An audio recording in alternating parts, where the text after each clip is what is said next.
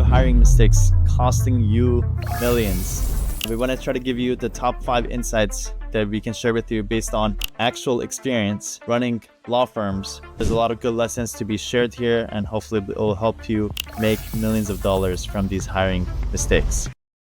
Today's episode is 5 hiring mistakes costing you millions. Neil, this is not a hyperbole, costing you millions. Really, the right hiring can make you millions, and the wrong hiring could cost you millions. So the difference of a couple of $1 million either way. We want to try to give you the top 5 insights that we can share with you based on actual experience running law firms that we could share with you. I'm sure a lot of these you could be able to relate to, but there's a lot of good lessons to be shared here, and hopefully it will help you make millions of dollars from these hiring mistakes. Neil, point number 1 is something we talked about before, but it's definitely worth reiterating and talking about, is hiring talkers instead of doers. Hiring talkers versus doers. This, I've noticed, Neil, is probably one of the biggest indicators of low performance and low sustainability hires versus long-term sustainable high ROI people. People that are talkers talk and don't perform well, and people that are doers do and don't talk well. And what I found is people that are really, really good at their job interview and are really good at talking are actually underperform when they actually have to perform. So I look for indications to indicate, are they a talker or a doer? If the role is for a talking role, so let's just say if it's for intake or sales or document collection or something, or a client success manager, something like that, then yes, by all means, you want to hire the talker, because that's what you need. You need somebody to be able to communicate clearly and be able to have good, deep conversations with the client. However, if there's roles where it's required to get stuff done, such as like a director role, a manager role, things behind the scenes, things like that, you need doers for those roles. And you want to make sure to be able to categorize that type of person, and don't just base it based on what they say, because again, if they're going to just tell you, if you just do it based on what they tell you, then you might fall for the trap of hiring the talker. And that's usually what happens. Spot that out early and put him in the right role. If you don't, then you're going to regret that. What's your take on this? Yeah, I think it's interesting, Sam, that I started putting this to a bit of a test based on some of the conversations we've had over the last few weeks. And I talked to several attorneys as of late about their hiring practices. And I can't tell you how many people said, oh yeah, they really nailed the interview. And I thought to myself, and that sounds like a talker rather than a doer. And I said, well, what about nailing the interview impressed you? They said, oh, well, they were articulate. They seemed comfortable talking with me.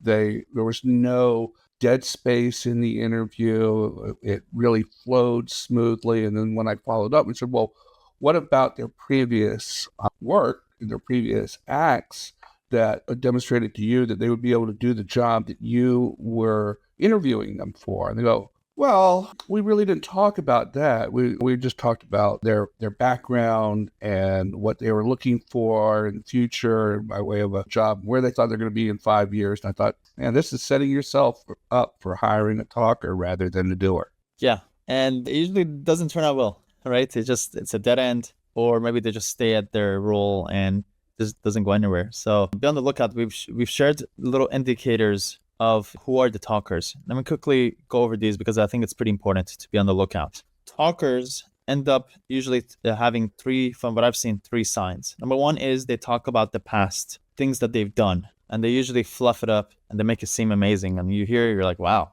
great, wow, sounds amazing. Second thing that they do is they talk about things that they're gonna do. And I'm gonna do this, and I'm also gonna do this. Or sometimes it's like when you give them tasks, they're like, yeah, I'm gonna do this too. I'm gonna do this too. Instead of the ones that are doers are prioritizing, or sometimes they comment on it. Hey, maybe we shouldn't focus on this. They don't just try to assume that everything is just gonna be done. And the third sign is people that extend the time.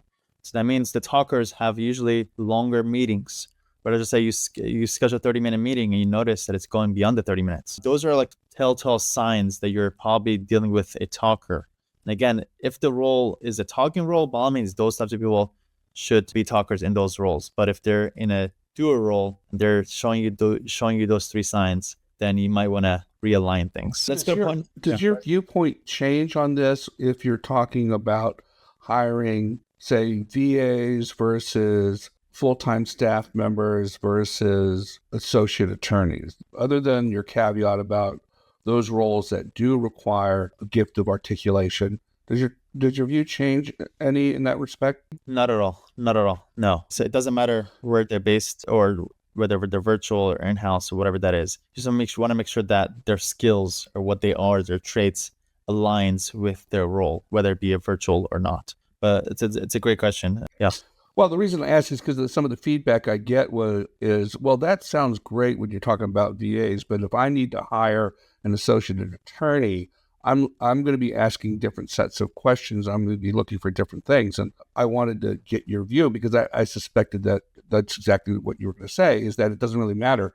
We're talking about an associate attorney, a partner, a office administrator, a part-time employee, receptionist for VA. It doesn't matter. You're looking for people who can get the job done as opposed about talking about how they're going to get the job done.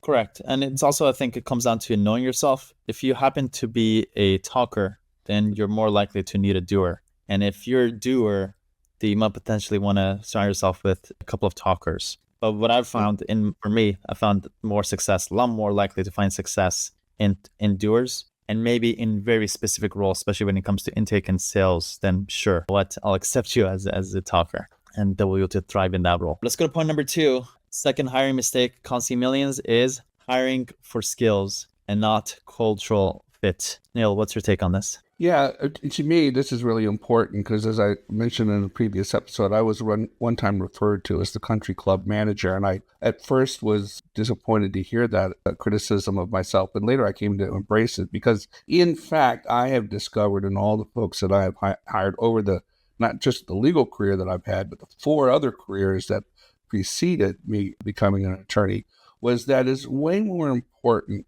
to surround myself with people that are culturally similar or that I can work with. It doesn't matter if the person is the greatest thing since sliced cheese. If they're a pain in the backside to work with and they're going to alienate everybody in the office and all your clients around you, well, that's not a good fit. So for me, it's way more important that I can relate to the person who I'm hiring and that I like being around them and I can enjoy working with them because, frankly, the rest of it can be taught or they have it or they don't have it. Totally. And I totally agree with you, Neil. You got to enjoy working with that person because it's not just, there's a lot of intangibles in work to make it work, right? Let's just say you're playing a basketball game. The experience and the enjoyment leads to your focus and your skills to be able to play a good game. So even if they have the right skills and they're great, but you don't feel good with them, then that lowers your performance and your focus. And instead of being in a positive expected value for you to work with them. But if that brings you down, then overall the expected value is actually less. So you got to take a wholesome approach. And for me, it's all about sustainability. Do you imagine yourself working with this person for many years? If from the get-go, the answer is no, then it's just a matter of time when you're going to butt heads. And if that's the case, then it's better to pull the band-aid early, not waste time investing time and effort to train somebody and go deep into a business with somebody. And then 5 months later, you have to cut the band-aid and just like efforts went wasted. So yes, totally aligned on you on this. Yeah, I mean, I think it doesn't matter. You can have the best policies and procedures and standard operating practices in the world, but if you don't get along with the people that you work with, if they don't get along with your staff and the other members of your firm, then it's just a cultural misfit it's going to blow up at some point in time, regardless of what technical expertise and guardrails you have in place. Love it. All right, let's go to point number 3, overvaluing credentials over practical skills. Neil, somebody comes to you, they graduated from Harvard and they worked at a big law firm. Is that important for you, or somebody who potentially worked in a relevant practice type with a very similar cultural background or culture of your law firm? Which one matters more for you? Well, for a person who themselves didn't graduate from a top tier law school, nor anywhere near the top of their class, I've always felt that it's the practical skills that somebody brings to the table that's far more important than the credentials. And I think actually this is something that is, to a degree, unique to attorneys. The idea of the curriculum vitae, which I never really heard until I went to law school and people started, isn't that really your resume? Everybody else in the world calls it your resume, but not the lawyers. We call it something different. The dependence upon the list of bullet items that are on the resume seems to be, or the overdependence seems to be, to a degree, unique to law firms. And that's a mistake, putting that much emphasis on there, because look, we all know you can have top guy in the class that may not be the right person for your firm. And so you really want to look at practice skills. What have they done in real world situations? What are their demonstrative skills that they can actually demonstrate rather than talk about? Sure. And usually the ones that are like higher tiered, they come from higher tiered schools and they go work in these corporate roles. From what I've heard from those types of people is that they take on a very specific one particular role in a big company that has a lot going on. And they don't get really hands-on, practical, real, raw experience that it takes to be able to be a well-rounded lawyer. Ultimately, the practical skills is tied to hands-on experience. And I'd rather work with somebody who's worked at a small law firm who has actual hands-on experience, from Yep. be able to onboard a new client all the way through the information gathering, the writing up the demand letters and the discovery, all that work. Those practical hands-on experience is where it's at, especially for, I think most of our listeners are like small law firm owners. You want to look for those types of people who have that hands-on experience. Yeah, and I think a lot of times if you're looking, now this particularly applies to bringing on legal staff. If you're looking to hire somebody who's dropping down from big law or mid law, size law into a smaller practice, look, they've had resources and personnel accessible to them that you may not have in your firm. And so they've never had to do their own discovery. They've never had to respond to their own interrogatories from opposing counsel. And so you're not gonna have the same hands-on skill set that somebody who's bubbled up from the bottom. For me, the ideal candidate in many cases is somebody who started as a intern and then stayed on with a small firm and did everything in that small firm and rose to a point where they now had a marketable set of legal skills. And now we're looking to maybe come into my practice where they're be doing something a little different but challenging. They have real world skills, and that's much more important to me than where they graduated from. Well said, Neil. All right, let's go to point number 4. Fourth biggest hiring mistake is failing to define the role clearly. Neil, a lot of people just hire and just expect the person just come in, figure it out, and fill in the holes. But from real experience, we know that doesn't work. Is that every law firm is different. So you got to clearly define exactly what you do, what the rest of the team is doing, and thus this is where you fall into this big picture of the law firm. And what I started Yeah, doing, I remember a firm owner said to me one time, well, I don't know what they're not giving me, but I know I'm not getting it.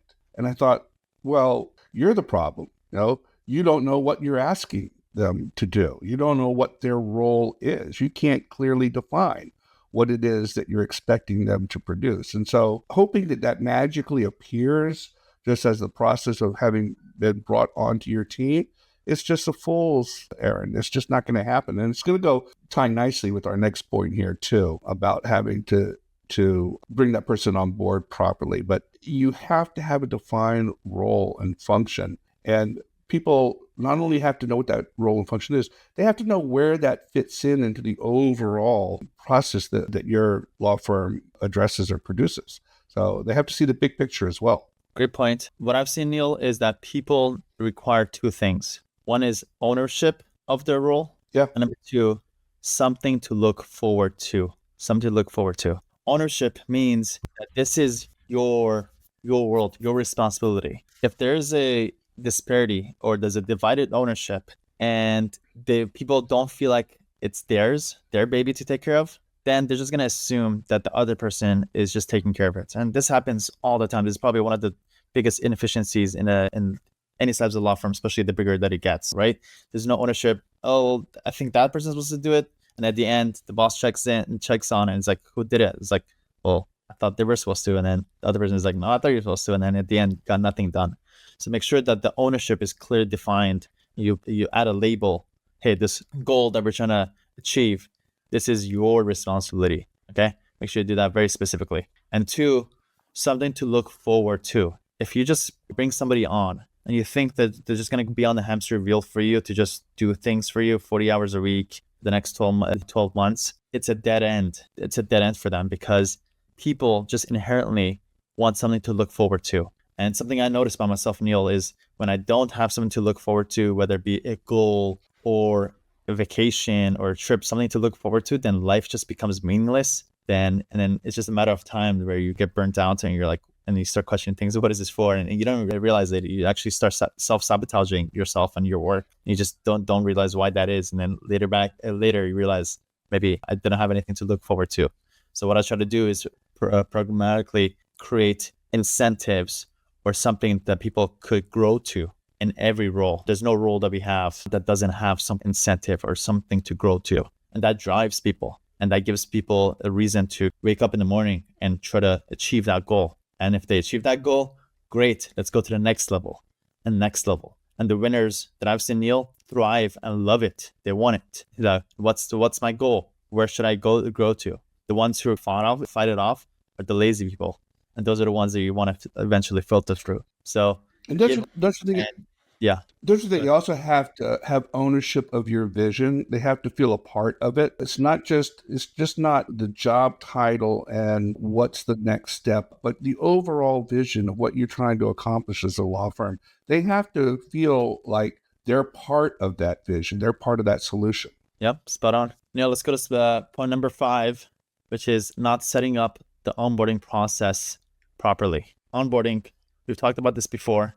Again, when somebody joins, they're not clear exactly what they should do, how they should get onboarded, what tools are you using, who should I be communicating with, what are my resources, who are my resources, all that stuff. And it requires a really good, clear, standard operating procedure that we talked about multiple times throughout this show. And you can't just let people figure things out. It's up to you to clarify those terms and those instructions that people need to go through as they get onboarded. Neil, what's your take? Yeah, I think that's very true. And I was thinking about this the other day because you had talked about a couple of the tools that you were using. And I don't know if social media picked up on my thought patterns, but I started getting a lot of social media ads for a product called Scribe, which platform that I've been paying a lot of attention to. So our listeners, if they want to look at a tool that might help you with developing procedures, you might want to look at Scribe. But one of the things I was thinking back in the days when I worked in the IT world, our onboarding process, there were formal review periods. And whether you go to that perspective or not is up to you. But they did involve discrete objectives for every 30, 60, or 90 days, or sometimes for some job categories, there were longer timeframes. And I think we need to do that as attorneys, as law firms. We need to define, and look, it doesn't have to be in excruciating detail, but there should be a series of bullet points that describe what do you expect that individual to be able to do and accomplish after, say, 30 days, after 60 days, 90 days. It should show a graduating level of authority and expertise with each successive iteration of accomplishment. So it's important to have that onboarding process laid out in a structured way, just not making it up on the fly. Yeah, Neil, I'm going to share 3 pointers, and I'm going to end off with a bang, because I'm going to share with you my last onboarding, exactly what I did, and the top takeaways. I'm going to summarize the onboarding that I just recently did. So the first tool that I'm going to put on people's radar is a 30, 60, 90-day plan. Essentially, it just comes down to as you onboard, especially when in those key roles, the directors, the new partner, lawyer, whatever, those key roles, you want to ask them that within the first 2 weeks to provide you a 30, 60, 90 plan based on what they see. That essentially means what are you going to be doing in the first 30, 60, 90 days? And it's a plan that they come up with that you want to hold them accountable to. And after 90 days, from based on this 90-day plan that you came up with, how much of that did you perform? People are not going to go through everything, but at the very least, 50% of that should be completed. But if you see that they put down something on paper, and after the 90 days, they're nowhere near to that, well, guess what? That 90 days is a pretty good indication of what the next 100, how many days is going to look like. And it's a very good way to evaluate the performance. So definitely required for us right away. Our mind goes through, let's getting a 30, 60, 90 plan. And then from there, evaluating how things are going to go. Number two, Neil, you mentioned it, Scribe, scribehow.com. We mentioned it in one of our previous podcasts. And at the time, when I mentioned that I knew about it, I just didn't use it. Neil, we signed up for a couple of weeks ago. We have so much training. We actually have a dedicated person just for training. So I signed up for an account. I believe it was like $30-$40 a month. Not very expensive. Yeah, not expensive. Well worth it. If you're considering doing it, Neil, I wouldn't overthink it. I would just sign up for a monthly and try it out. But it basically allows you to create really amazing SOPs and instructions for your team. It basically tracks you click record. It's like a Chrome plugin, and automatically it's able to record the instructions as you're doing things around your computer, especially if it's like something that has to be done on a computer, like filing something. So all those transactional lawyers will get a really kick out of scribehow.com. The third tool that we actually just recently signed up for is Synthesia.io, synthesia.io.com. It's a very popular text to video tool. This is like SOP and onboarding on crack, on steroids. You don't a lot of people may not need it, but people that are like geeky about onboarding and training, then definitely worth looking into. We signed up for it. And what we're doing, Neil, is returning our written SOPs into an engaging video in onboarding and training, right? We onboard a lot of intakers and document collectors to our team, like I would say half a dozen per week, every single week consistently. So we want to make it engaging as good as possible, right? We just don't want to give people just a set of instructions and just get them through it. We want to improve that. So we're using Synthesia to turn into, again, engaging videos. The last thing I'll share, Neil, is a summary of my onboarding. I recently just launched my 5th law firm, which is pretty exciting. And we hired our first hire as a director. So just somebody who's basically going to build everything from the ground up using our existing resources and SOPs and teams and everything that we already have. So it should be a pretty easy law firm to launch. One cool thing that I did was since I've created so many law firms, all I did was I consolidated my checklist of things that I need to be able to create a law firm. A very consolidated, amazing list. I'm actually going to be sharing this list inside of Lawyer Club, hopefully this week, if not the following week. If you haven't joined our free community, just go to joinlawyerclub.com. I'll be posting it there so you'll be able to grab it. So that's the first resource that I'm giving away. Second is, after I did my 2-hour onboarding in person to this director to get them onboarded to come and create a law firm from scratch, on a whiteboard, I basically summarized the gist of the onboarding that I said, this is it. This is your focus going forward. So even if I don't talk to you for the next couple of weeks, come back to this whiteboard and that'll be sitting here at this office. So to get you back on track. So it's a couple of pointers. Number one is the team building. For us, the infrastructure, it's a lot of infrastructure building. So getting very clear on the team that we would like to build. So I created a Google Sheet of basically the roles that we should have. I tapped into one of my other directors to help me with this also. And something that was important for us that I realized was like the order of hiring. So we got clear on that. But again, using a Google Sheet, we laid out who we should hire, and then we just moved around the rows so we know exactly who to hire. And a lot of those hires were concurrently. So let's just say by week 2, we should hire these for these two or three positions. Then by week 4, hire these certain positions. So that was key. Second, 30, 60, 90-day plan. I need that. I'm actually getting that later today, which is pretty exciting. And the third is fast execution concurrently. That's what I called it. I basically summarized everything that we're going to be doing as fast execution concurrently. That's what I need from you. Your pace matters. Execute. Don't run on anything and do it concurrently. So I added some bullet points under it. And I'm like actually looking at the screenshot right now. It says, don't wait on anybody or anything, including me. So you don't need my permission. What the objective is, just get it moving forward. 2, tap into existing team and resources. If you already have some resources, then you should obviously open all that up to them. That should be, for us, a lot of that is just Google Sheets and links. So during that time, I shared all that with them. And third is no limit, unlimited budget. And I basically opened the door. Here's my credit cards. Go, take a crack at it. And it's been 2 weeks. I did this 2 weeks ago. Today we're doing a catch-up call. And from the email that he sent us last Friday, I could see the progress that he's made again. And I think the fact that I put him in the right frame of mindset, fast execution concurrently, give him all the resources, connect him to all the right people, I think it may have been my best onboarding that I've ever done. I'm super proud of it. Yeah, sounds like it has great potential. Yeah, and I'm excited. It might be probably our fastest growing and most successful law firm that is literally budding right now. So it's pretty exciting. Neil, we'll add one more pointer just for as a bonus is not tracking performance metrics from day one. All right, it's being very clear on what the main KPI is for every role, for every person that you hire. So you got to know what that is for you.